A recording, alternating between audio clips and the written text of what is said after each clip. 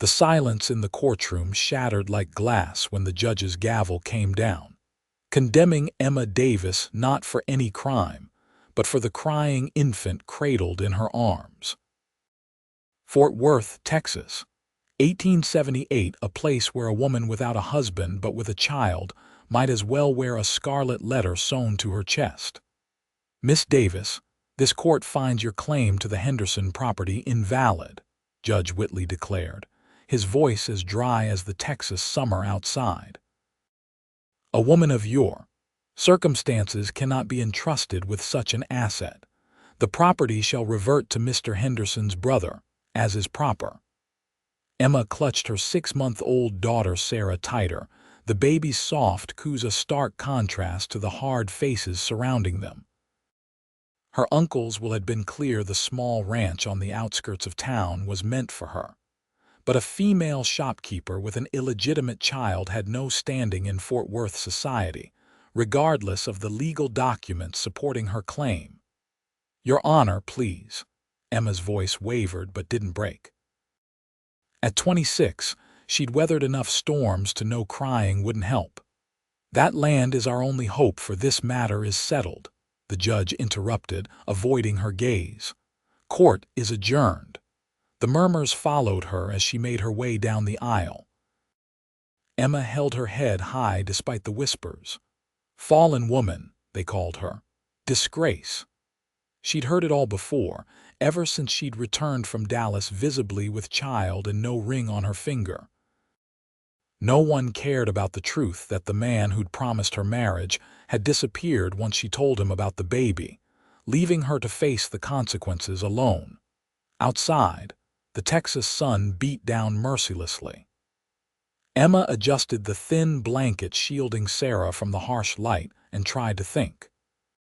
The room above her shop was barely big enough for her, let alone a growing child. The ranch would have given them space, a future. Well, now, that was quite a spectacle in there. Emma turned to find a tall man leaning against a hitching post, watching her with interest.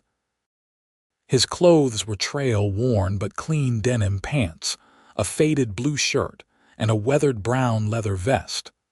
The cowboy hat pushed back on his head revealed sun-streaked brown hair and eyes the color of warm whiskey. "Do I know you, sir?" she asked warily. Fort Worth had taught her to be cautious of men's attention. "Name's Kieran Sullivan," he replied, straightening up. "Just rode into town yesterday. Been looking for work and happened to witness that mockery of justice." Emma shifted Sarah to her other arm, her shoulders aching from tension. "Then you've had a poor welcome to our town. Fort Worth prides itself on justice, except when it involves certain situations." "Seems to me a baby isn't a situation," Kieran said, his gaze dropping to Sarah's peaceful face. "Just a little person who didn't ask to be born into folks' prejudices." Something in his voice, a gentleness that belied his rugged appearance, made Emma look at him more closely. He was tall, broad-shouldered from hard work, with a face weathered by sun and wind. Not handsome in the conventional sense, but with an honest, open expression that was rare in her experience. "Most people don't share that view," she said quietly. "Most people are fools," he replied simply. "Pardon my bluntness, madam." Sarah chose that moment to wake, her little face scrunching before releasing a hungry cry that echoed down the street. Emma rocked her automatically, conscious of the disapproving glances from passers-by. "I should go," she murmured, embarrassment heating her cheeks. "My shop, let me walk you," Kieran offered. "Town this size, I reckon finding your place won't be hard." Emma hesitated. Accepting a stranger's company would only fuel the gossip, but there was something steady about this man that made her nod despite herself. "I run the mercantile on Cedar Street," she said. "Davis General Store." They walked in silence, broken only by Sarah's fussing. Emma was acutely aware of every stare, every whispered comment, but Kieran seemed oblivious or deliberately ignoring them. "You own that store yourself?"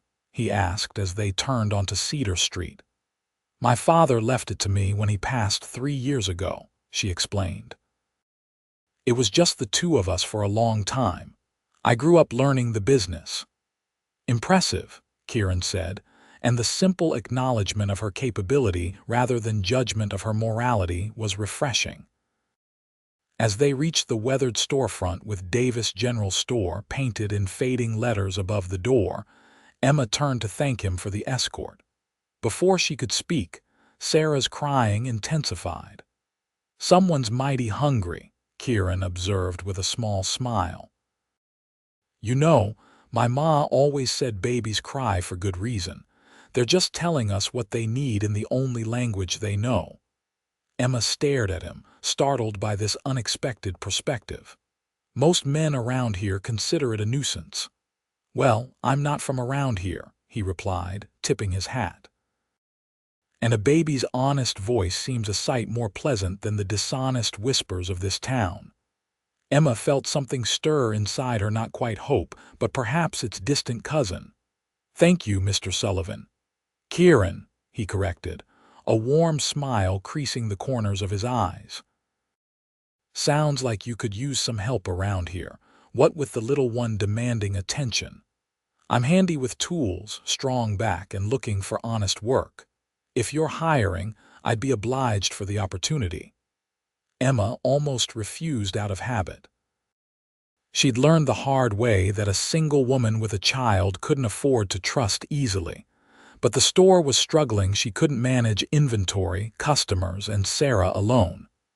"I can't pay much," she warned. Kieran's smile widened. "I don't need much. Just fair wages for fair work, a roof overhead, and maybe the chance to see this little one smile now and then.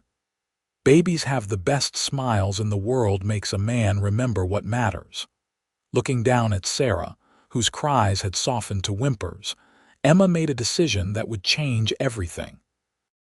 "Come back tomorrow morning. We'll discuss terms." "Yes, madam," he said, tipping his hat again. "I look forward to it." As he walked away, Emma watched his retreating figure with curiosity. In a town that had rejected her for having a child, this stranger had looked at Sarah and seen not a scandal, but a reason to smile.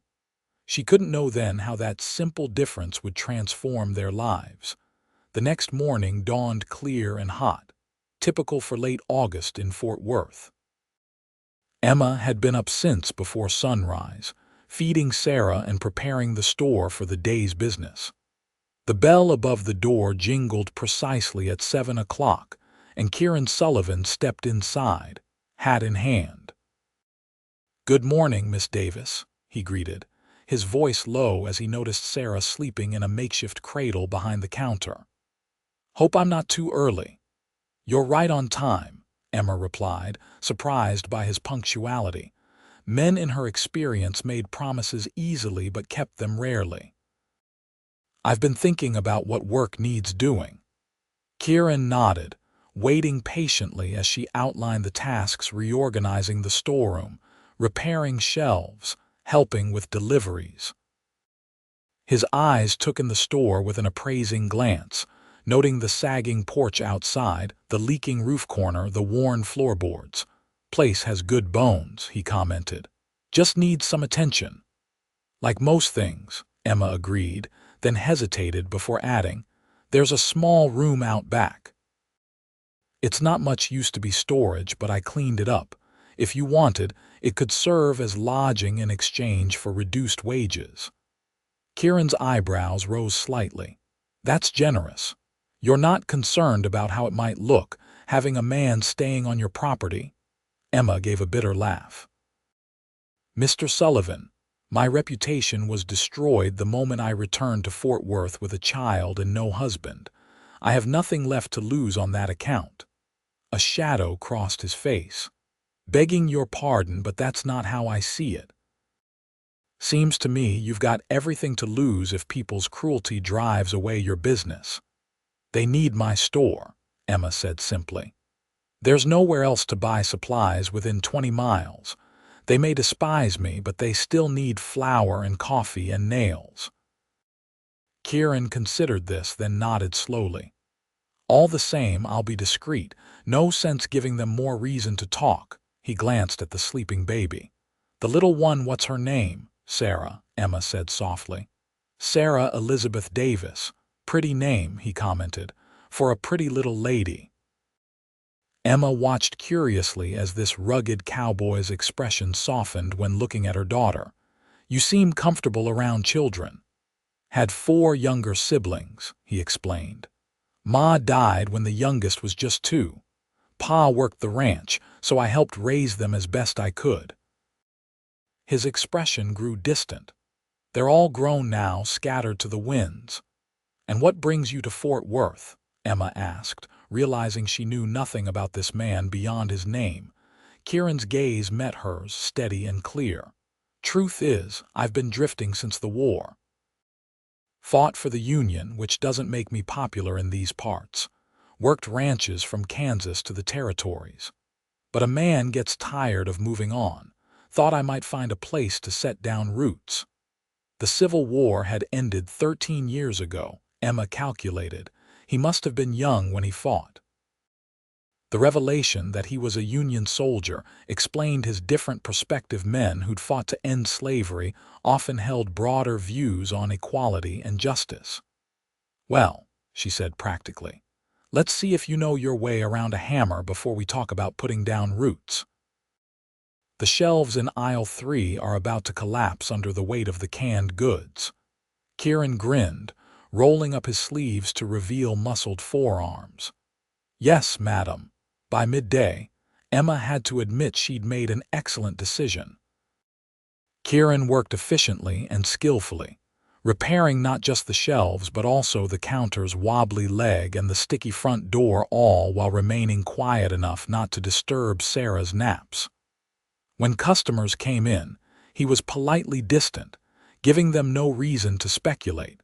Mrs. Thornton, one of the town's most notorious gossips, lingered longer than necessary over her purchase of baking soda and sugar. New helper, Emma? She asked, eyes darting between them. Mr. Sullivan is assisting with some repairs, Emma answered neutrally. How resourceful of you, Mrs. Thornton replied, the implication clear in her tone. Kieran stepped forward, his manner respectful but firm. Madam, Miss Davis is providing honest work for honest pay, nothing more. I'd appreciate if you'd extend her the courtesy she's earned as a businesswoman in this community. Mrs. Thornton flushed, unused to being addressed so directly. Well, your purchases come to 87 cents, Emma interrupted, grateful for Kieran's intervention but wary of antagonizing a customer. After Mrs. Thornton left, Kieran frowned. She had no right to imply she's one of my better customers, Emma said quietly. I can't afford principles over practicality. There's a difference between practicality and allowing folks to trample your dignity, Kieran argued, but his tone remained gentle. A business relationship goes both ways. They need what you provide. Emma was saved from responding by Sarah's awakening cries. As she moved to pick up her daughter, a customer entered Mr. Abernathy, who needed supplies for his ranch. I'll see to the baby, Kieran offered, surprising her. You handle the customer. Hesitantly, Emma nodded. She watched from the corner of her eye as Kieran carefully lifted Sarah, supporting her head properly and cradling her against his chest with practiced ease. The baby's cries quieted almost immediately as he gently rocked her, murmuring something Emma couldn't hear. Mr. Abernathy cleared his throat, drawing her attention back to business, but not before she noticed the genuine smile on Kieran's face as he looked down at Sarah. It wasn't the strained tolerance some showed toward her child, but real pleasure in the simple act of holding a baby. By closing time, Emma was both exhausted and more hopeful than she'd felt in months. Kieran had proven himself invaluable fixing things she'd been struggling with for weeks, organizing the storeroom more efficiently than it had ever been, and even handling Sarah during the busiest period without complaint. "You've more than earned your keep today," she told him as she counted the day's earnings. "And I appreciate how you were with Sarah." Kieran looked up from the shelf he was stocking. "She's an easy baby, smart, too watches everything with those big eyes of hers." He hesitated before adding, "If you don't mind my asking, how do you manage on busy days, with no one to help with her?" Emma sighed. "Not very well. I used to have a girl from town who would watch her for a few hours, but her mother forbade it once the gossip became too much. Said she didn't want her daughter influenced." The memory still stung. "Now I just make do. Some days are harder than others." "Well," Kieran said, "I meant what I said about being happy to help with her. I'm good with little ones and she doesn't seem to mind me." As if to confirm his words, Sarah gurgled happily from her cradle, tiny fists waving in the air. Kieran reached down to let her grab his finger, grinning when she held on with surprising strength. "Look at that grip," he said admiringly. "She's going to be strong like her mama." Emma felt her throat tighten unexpectedly. No one had ever compared Sarah to her in a positive way before. The town saw the child only as evidence of sin, not as a person with her own emerging traits and character. "Thank you," she said softly, "for seeing her, really seeing her." Kieran looked up, his expression serious. "Miss Davis, Emma," she corrected. "If you're going to be working here, you might as well use my name." "Emma," he repeated, and something about the way he said it made her cheeks warm. "I think people are blind when they choose to be. It's easier to judge than understand, but I've never been one for the easy path." Later, after showing him to the back room that would be his lodging, Emma sat beside Sarah's cradle in their small apartment above the store. The events of the day played through her mind: the unexpected arrival of Kieran Sullivan, his quiet competence, his kind eyes when looking at her daughter. "I don't know if we can trust him," she whispered to Sarah, who blinked sleepily up at her. "But he saw you smile today and smiled right back. That's more than most people in this town have ever done." Sarah yawned, tiny fingers curling as her eyes drifted closed. Emma stroked her soft cheek, marveling as always at the miracle of her daughter's existence, regardless of the circumstances of her conception. "Maybe," she continued, "just maybe he's different, and perhaps different is exactly what we need." The next few weeks brought changes to the Davis General Store that were subtle to outsiders but revolutionary to Emma. With Kieran handling deliveries, repairs, and heavy lifting, she found herself able to focus on bookkeeping, ordering, and customer service. The store ran more smoothly than it had since before Sarah's birth. More surprising was how quickly Kieran became indispensable with Sarah. He fashioned a better cradle from scrap lumber, built a rocking chair for the store corner where Emma nursed, and seemed to have a sixth sense for when the baby needed attention. On busy days, he would work with Sarah tucked against his shoulder, her little head nodding contentedly as he moved around the store. The town noticed. How could they not? But instead of increased censure, Emma found a curious shift occurring. The sight of the tall cowboy, so comfortably caring for an infant while still performing manual labor, challenged something in the town's collective thinking. "He's good with her, Mrs. Peterson commented one afternoon, watching Kieran hum softly to a fussy Sarah while measuring out nails for another customer. "Reminds me of my William with our first. Some men have a natural way with babies." It wasn't acceptance, not yet, but it was the first neutral comment Emma had heard about her daughter since returning to Fort Worth. September slipped into October, bringing cooler weather and harvest business. Emma found herself looking forward to the quiet evenings after closing, when she and Kieran would sit on the back porch while Sarah played on a blanket between them. He would carve small wooden animals for the baby while Emma mended or calculated figures, their conversation flowing easily. She learned he'd grown up on a small farm in Ohio, joined the Union Army at 18, and spent the post-war years trying to outrun memories. He was 34, had never married, and possessed an unexpected love of poetry that he attributed to his Irish grandmother. In turn, she shared stories of her childhood in Fort Worth, helping her father in the store, and her ill-fated journey to Dallas, where she'd met Thomas Henderson, the man who'd wooed her with promises, taken what he wanted, and disappeared once she told him about the baby. "I was such a fool," she admitted one evening, the memory still painful. "He said all the right things, said he was building a business, that once it was established we'd marry and have a proper home. I believed every word." Kieran's knife paused in its steady whittling. "You weren't a fool, Emma. You were trusting. There's a difference." "The result was the same," she said bitterly. "I came home in disgrace, only to have my father die 3 months before Sarah was born. If he hadn't left me the store, I don't know what would have become of us." "What about Henderson? Did you try to find him?" Emma laughed without humor. "Oh, I found him. After my father died, I went back to Dallas. Turns out Thomas Henderson was already married with 2 children in Houston. The business he was building was just a convenient lie for his trips to Dallas." Kieran's expression darkened. "Some men don't deserve the name." "It doesn't matter now," Emma said, watching Sarah happily gumming the wooden horse Kieran had carved. "I have her, and we're managing." "More than managing," Kieran corrected. "You're building something here, Emma. Something good and strong, just like this little one."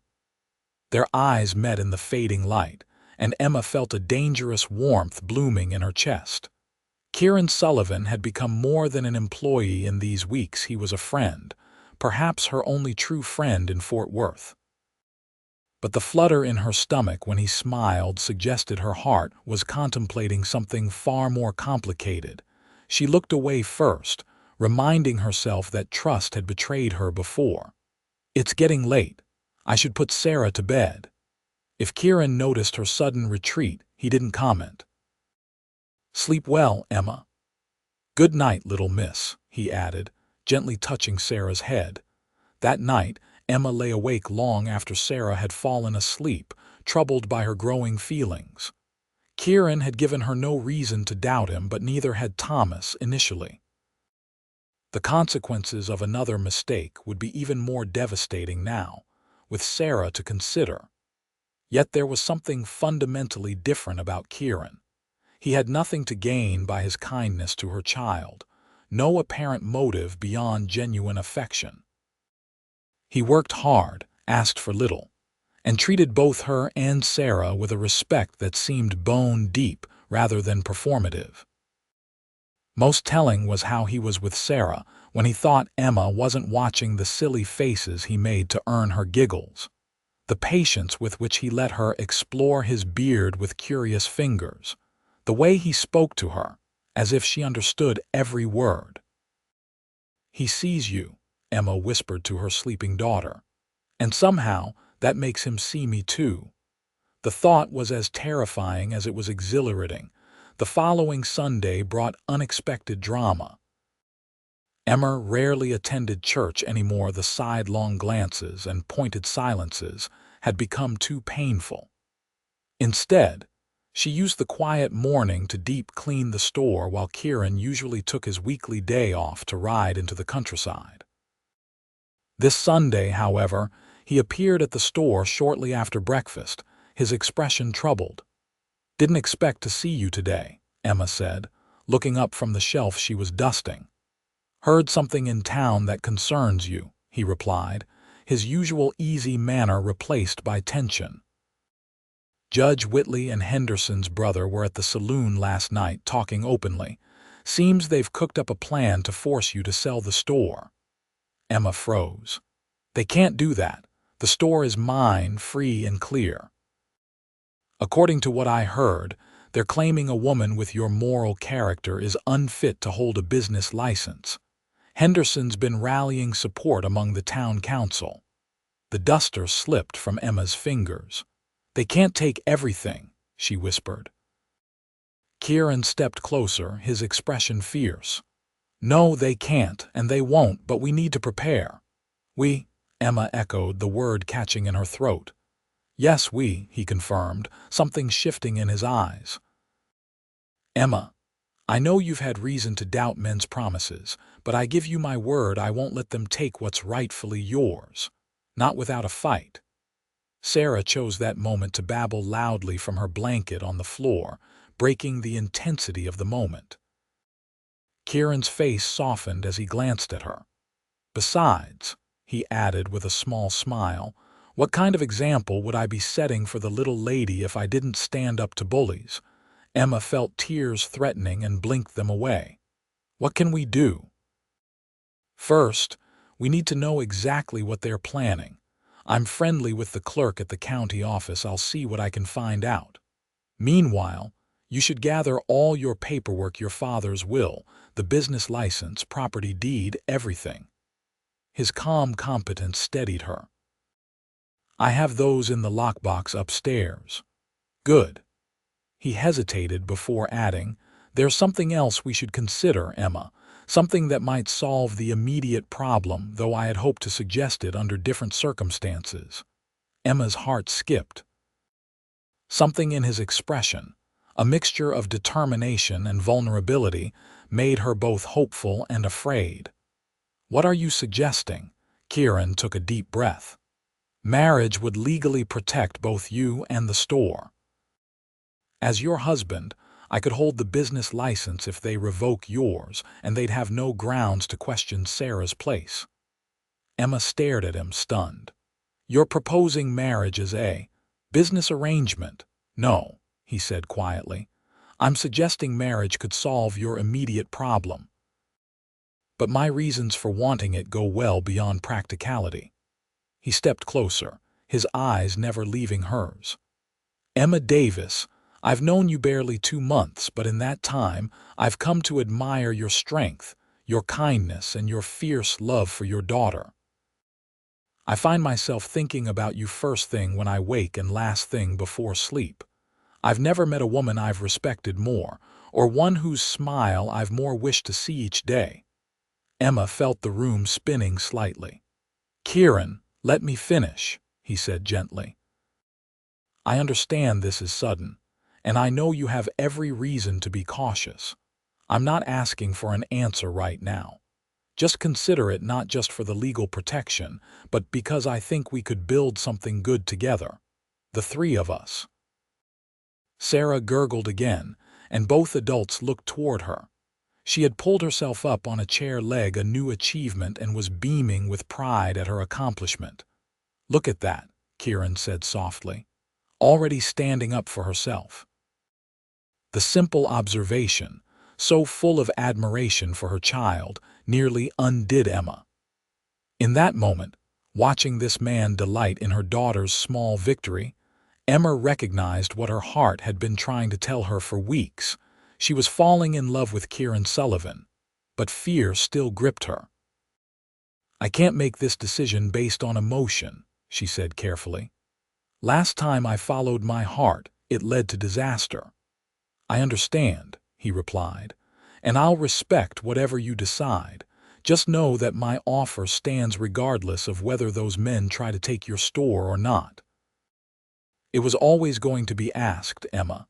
They just forced the timing. Before she could respond, a knock sounded at the front door.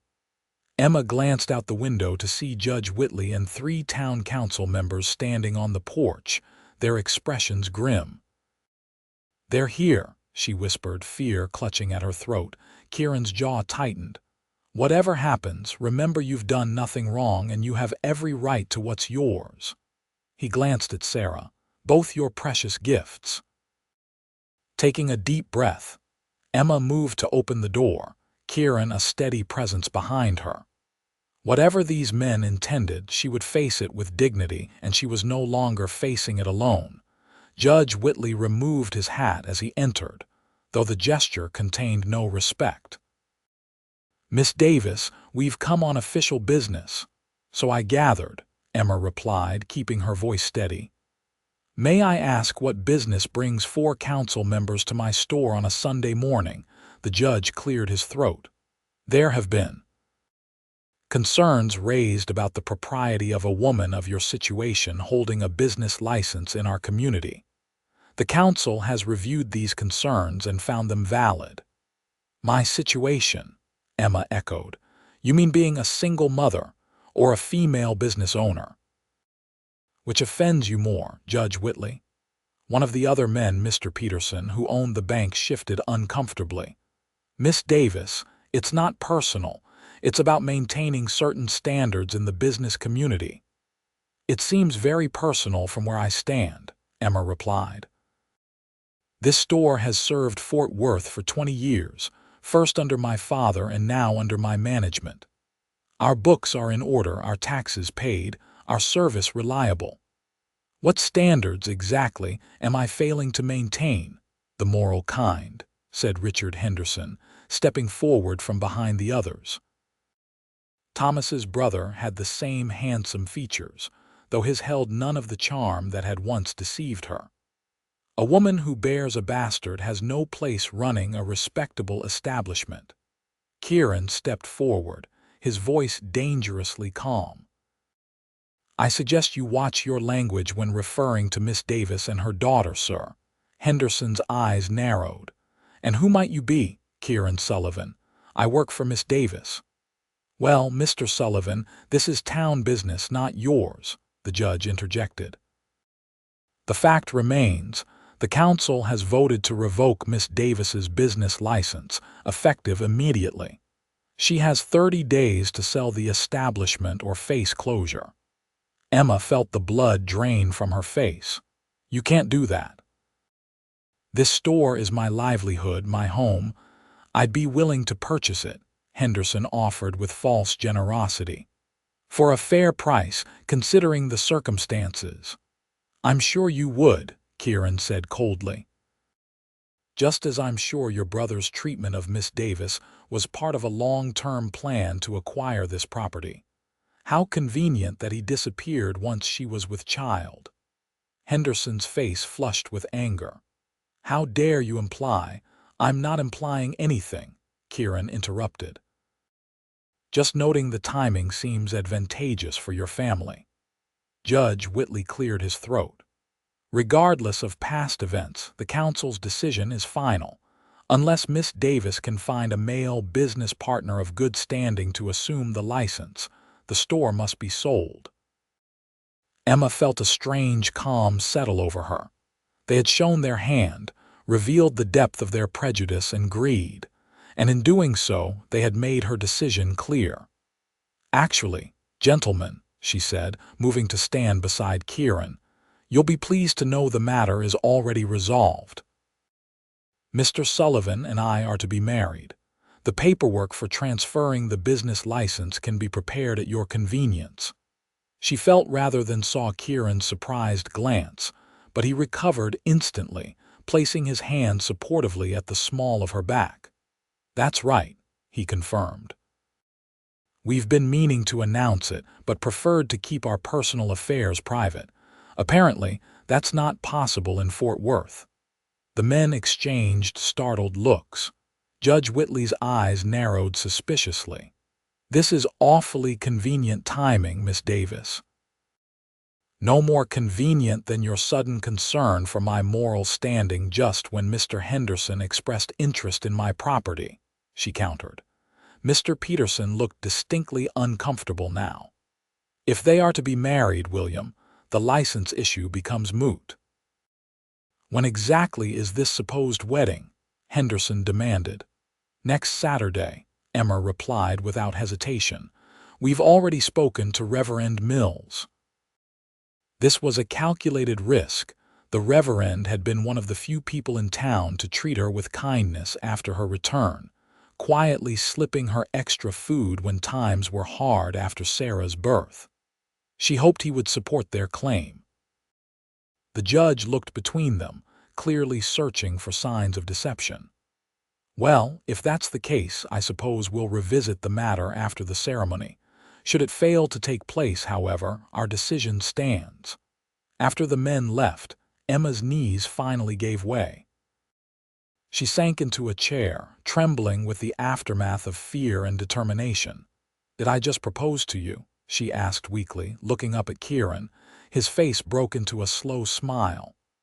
"I believe you did, though you stole my thunder somewhat." He knelt before her chair, taking her hands in his. "Did you mean it, Emma? Because I meant every word I said earlier." She looked into his eyes, searching for any hint of deception or obligation. All she found was warmth, sincerity, and something that looked remarkably like love. "I meant it," she whispered. "God help me, but I meant it. I trust you, Kieran, with my store, with my child, with my heart." His smile deepened. "Then it seems we have a wedding to plan, Mrs. Sullivan to be." He glanced over at Sarah, who was watching them curiously. "What do you think, little one? Ready to make this official?" Sarah responded with a delighted giggle, as if understanding perfectly the momentous decision that had just been made.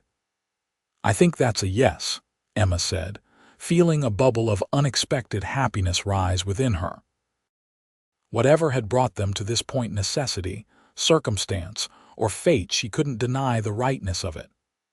"Well then," Kieran said, bringing her hands to his lips and kissing them gently, "it seems we have a wedding to plan in 6 days, and a lifetime to build afterward." The following days passed in a whirlwind of preparation and unexpected support. Emma's announcement of her impending marriage spread through Fort Worth like wildfire, eliciting reactions that ranged from shocked disbelief to cautious congratulations. To Emma's relief, Reverend Mills had readily agreed to perform the ceremony when they approached him. The kindly older man had simply studied them thoughtfully before asking, "Is this what you both truly want?" When they answered affirmatively, his weathered face had creased in a smile. "Then I would be honored. The Lord works in mysterious ways, bringing people together when they need each other most." Whether it was divine intervention or human decency, Emma found herself touched by the small kindnesses that began to emerge. Mrs. Peterson brought a handmade quilt as a wedding gift. The seamstress offered to alter one of Emma's better dresses for the ceremony. Even Mrs. Thornton arrived with a cake, explaining awkwardly that every bride deserves something sweet on her wedding day. "It's as if they needed permission to be kind again," Emma remarked to Kieran as they closed the store on Friday evening. "As if my marrying makes me acceptable once more." "People like clear categories," Kieran replied, lifting Sarah from her play area. The baby immediately reached for his beard, her favorite fascination. "You blurred the lines for them, and that made them uncomfortable. Now they can put you back in a tidy box labeled respectable married woman." "It shouldn't matter," Emma said, watching him with her daughter. In the past week, Sarah had become even more attached to Kieran, crying for him when he left the room and beaming with delight when he returned. "My worth as a person didn't change because I'm getting married." "No," he agreed, kissing Sarah's plump cheek and making her giggle. "But sometimes people need to catch up to the truth. You and this little lady were always worthy of respect."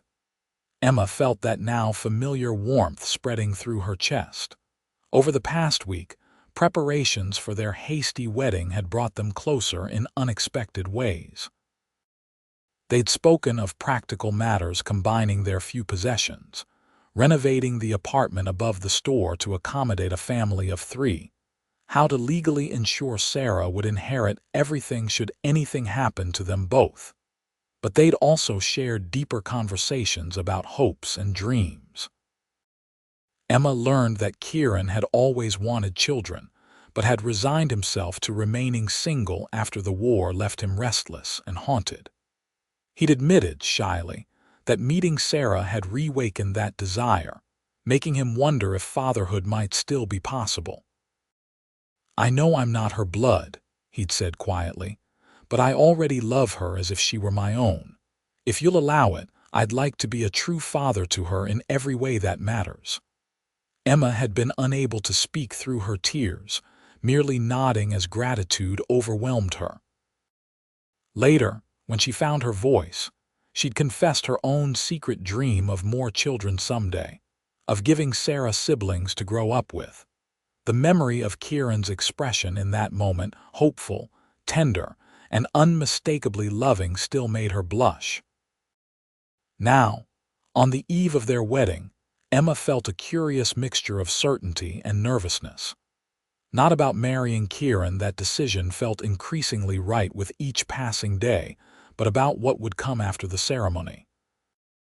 "Penny for your thoughts," Kieran said, noticing her distraction as she locked the store. "Just thinking about tomorrow," she admitted, and after, understanding flickered in his eyes. "Emma," he said gently, "I meant what I said about building something together. That includes—" He glanced at Sarah, choosing his words carefully. "All aspects of marriage, but always at your pace when you're ready. I'd never rush you or expect anything you're not prepared to give." His sensitivity to her fears, unspoken but clearly understood, brought tears to her eyes. "You're a good man, Kieran Sullivan." "I aim to be worthy of you both," he replied simply.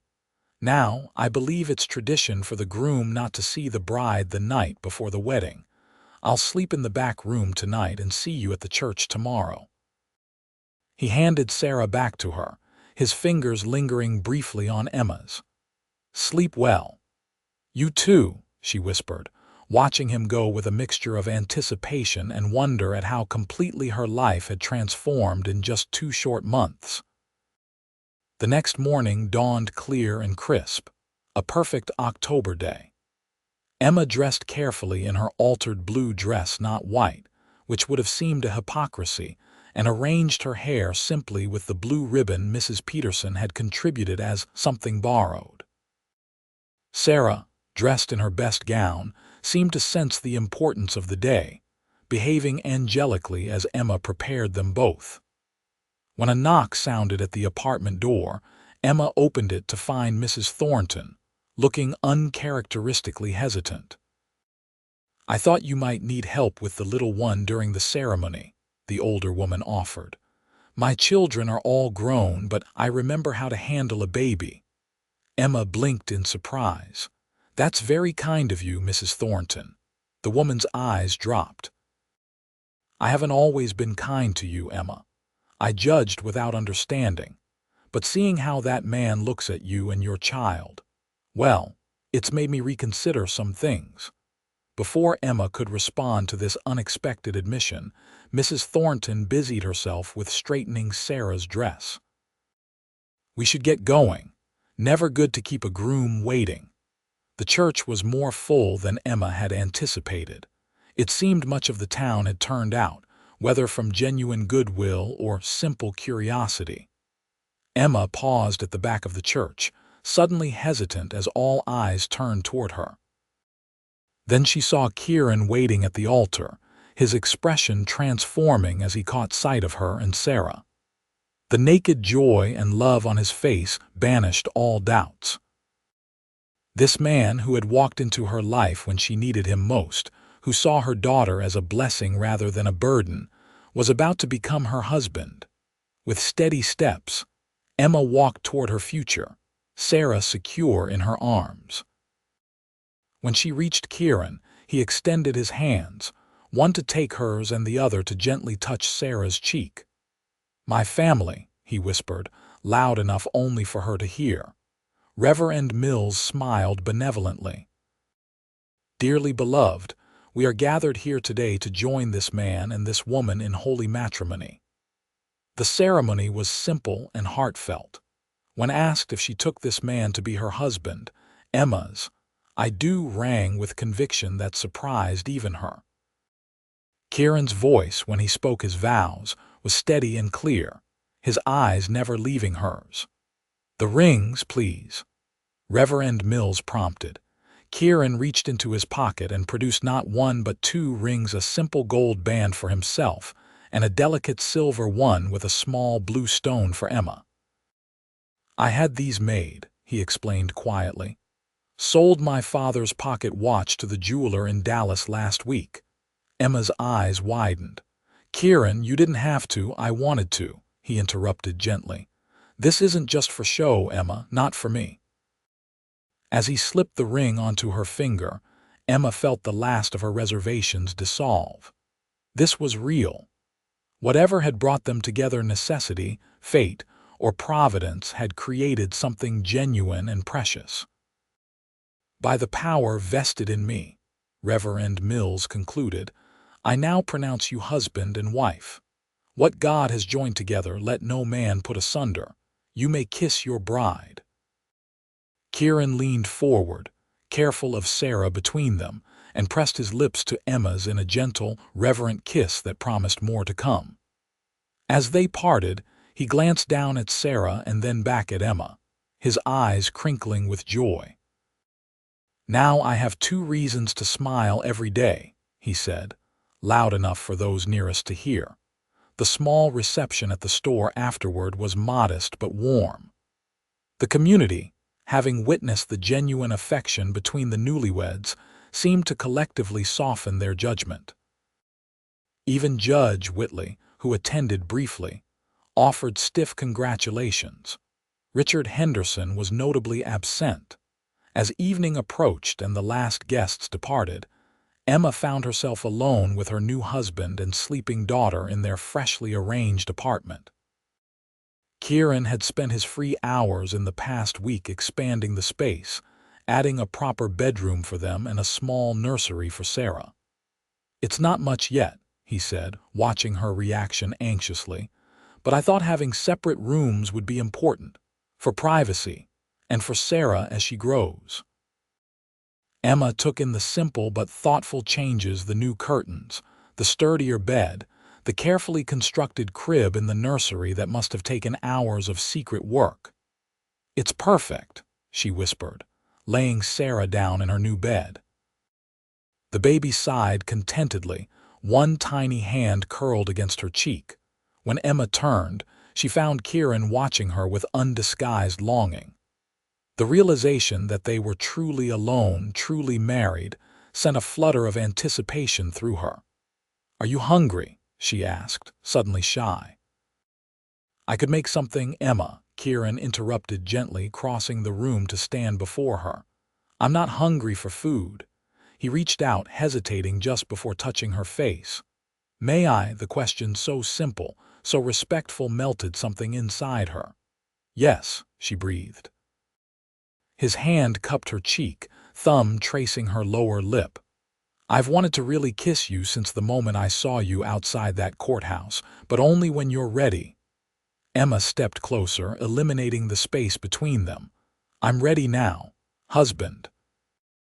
The word sparked something in his eyes, and his mouth descended on hers with controlled hunger. Unlike the chaste kiss in the church, this one held promise and desire. Emma found herself responding with unexpected passion, her hands sliding up his chest to link behind his neck.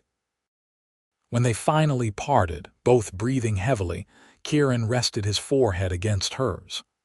"I want you to know something, Emma Sullivan. This marriage may have started as a solution to a problem, but it's become so much more to me. I love you. And I love that little girl sleeping in there as if she were my own flesh and blood." Emma felt tears spring to her eyes. "I think I started falling in love with you the moment you looked at my daughter and saw something beautiful instead of something shameful." Kieran smiled, kissing away a tear that had escaped. "Then we're agreed. This is real and we're building it together." He swept her into his arms, making her gasp in surprise. "Now, Mrs. Sullivan, I believe it's time I carried my wife to our marriage bed if she's amenable." Emma's laugh was both nervous and delighted. "I believe she is, Mr. Sullivan, very amenable indeed." Later, as moonlight filtered through the new curtains and Kieran slept peacefully beside her, Emma reflected on the extraordinary turn her life had taken. 2 months ago, she had stood alone outside a courthouse, rejected and scorned for having a child.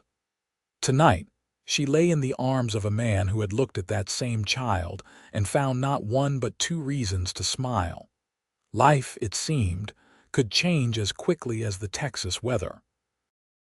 And sometimes, just sometimes, the storm clouds parted to reveal the most beautiful sky imaginable.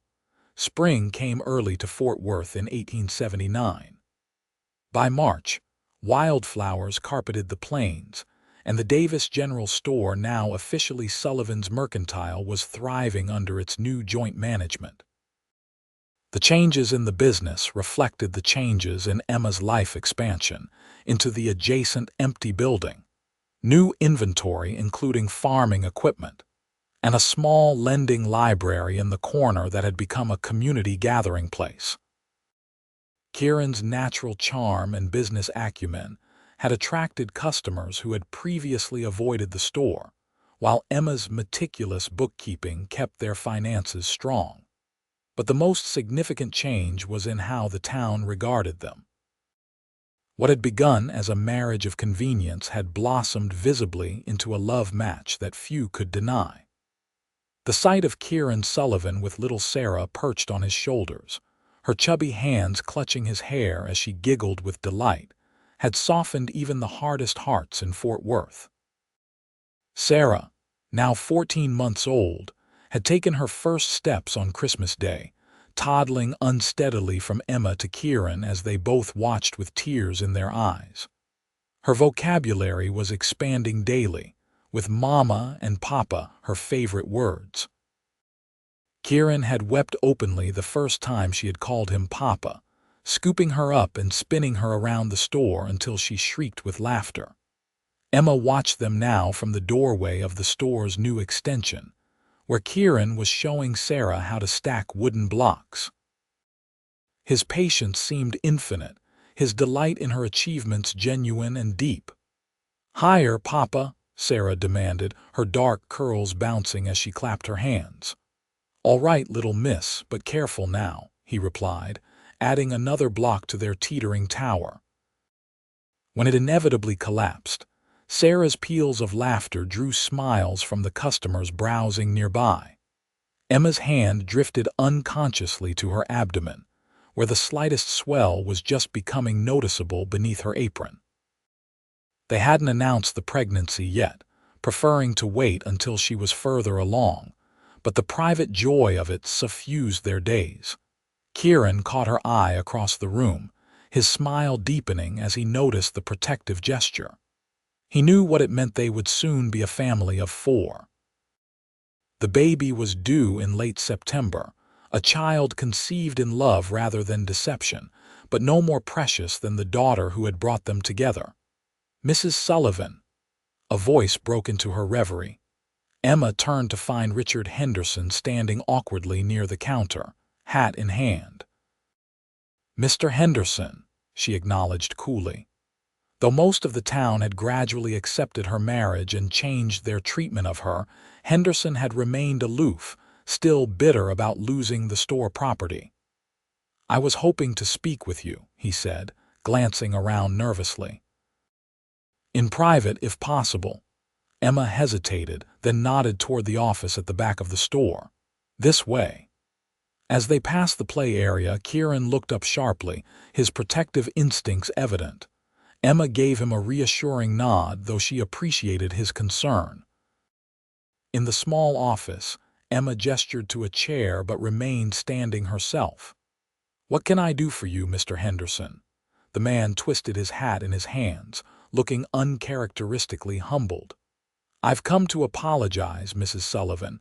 My behavior toward you has been less than gentlemanly." Emma raised an eyebrow, waiting. "The truth is," he continued, "I recently received a letter from my brother. Thomas is dying consumption. He's in a sanatorium in California." Henderson swallowed hard. In his letter, he confessed to his treatment of you and expressed regret. "He asked me to make amends on his behalf, though I know words can do little to repair the damage he caused." Emma absorbed this information with surprising calm. Time and happiness had dulled the pain of Thomas's betrayal, transforming it from an acute wound to a distant memory. "I appreciate your coming to tell me this," she said finally, "though I'm sorry to hear of your brother's illness." Henderson nodded, looking relieved at her measured response. "There's something else. Thomas enclosed this." He reached into his jacket and withdrew an envelope. "He said it rightfully belongs to Sarah. A trust fund he established for her. It's not a fortune, but it should help with her education when the time comes." Emma accepted the envelope cautiously. "Why now? Facing death has a way of clarifying one's priorities," Henderson replied simply. He can't undo the past, but he wanted to provide something for his daughter's future. The acknowledgement that Sarah was indeed his brother's child seemed to cost him something. Emma could see the family resemblance now that she looked for it. Sarah had Thomas's dark curls and dimpled smile, though her eyes were all Emma's. "Thank you for bringing this," she said. "I'll consider it carefully." "There's one more thing," Henderson added hesitantly. "I want to apologize for my own actions as well. My attempt to take your store was disgraceful. I was angry on my brother's behalf without knowing the full story, and I allowed that anger to override my better judgment." The admission clearly didn't come easily to him. Emma studied him for a moment, considering her response. "Mr. Henderson, the past is behind us. What matters now is that Sarah is loved and provided for. She has a father who adores her, even if he isn't her blood relation." She held up the envelope. "This gesture is appreciated, but Sarah's true inheritance is the love that surrounds her every day." Henderson nodded, rising to leave. "You've built a good life here, Mrs. Sullivan. I'm glad for you, truly." After he left, Emma remained in the office, turning the envelope over in her hands. The money would indeed be useful for Sarah's future, but the acknowledgement it represented was perhaps more valuable confirmation that she hadn't imagined Thomas's promises, that he had indeed recognized his responsibility, however belatedly. The door opened and Kieran appeared with Sarah in his arms. "Everything all right?" he asked, concern evident in his voice. Emma smiled reassuringly. "Yes, just some old business being settled." She showed him the envelope and explained Henderson's visit. Kieran listened thoughtfully, his expression growing serious. "What will you do with it?" "Put it in the bank for her, I think. For school someday, as he intended." Emma moved to take Sarah from him, pressing a kiss to her daughter's forehead. "Though the best education she'll get is right here, watching her parents build something honest and true." Kieran's arms encircled them both. "And what about Thomas? Will you tell her about him when she's older?" Emma leaned into his embrace, grateful for his unwavering support. "Yes, someday. She deserves to know her history, but she'll also know that family is defined by love, not just blood. You've shown us both that every day." "Speaking of family," Kieran said, his hand gently touching her stomach, "how are you feeling today? Any morning sickness?" "Not too bad," Emma replied, covering his hand with her own. "Though I'm starting to crave those pickles from the barrel, something fierce." Kieran laughed. "Your wish is my command, Mrs. Sullivan. One pickle coming right up." He kissed her softly before heading back to the store, Sarah still happily perched on his hip. Emma watched them go, her heart full to bursting.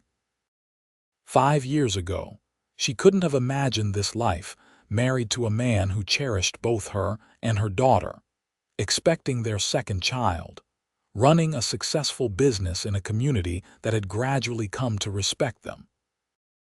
What had begun as rejection had transformed into acceptance, and what had started as a practical arrangement had blossomed into the deepest love she had ever known. Later that night, after Sarah was asleep and the store closed, Emma and Kieran sat on the porch swing he'd built the previous summer.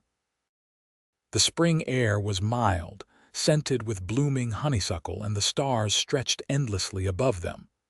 "I was thinking," Kieran said, his arm warm around her shoulders. "About names for the little one." Emma smiled, leaning into his solid presence. "Oh, any ideas?" "If it's a boy, maybe Thomas," he suggested carefully. "Not for him exactly, but because without him, in a roundabout way, we wouldn't be here now." The suggestion touched her deeply. This was the kind of man she had married, one secure enough in his love to acknowledge the past that had brought them together. "And if it's a girl?" she asked, blinking back tears. Kieran's hand covered hers, their fingers intertwining. "Hope," he said simply. "Because that's what you gave me when I thought I had none left. That's what Sarah gave me when I'd stopped believing in new beginnings. And that's what I want our children to carry with them, always the hope that no matter how dark things seem, love finds a way." Emma turned to kiss him, pouring all her gratitude and love into the gesture. When they parted, breathless, she rested her forehead against his. "Thomas or Hope," she agreed. "Perfect names for the next chapter of our story."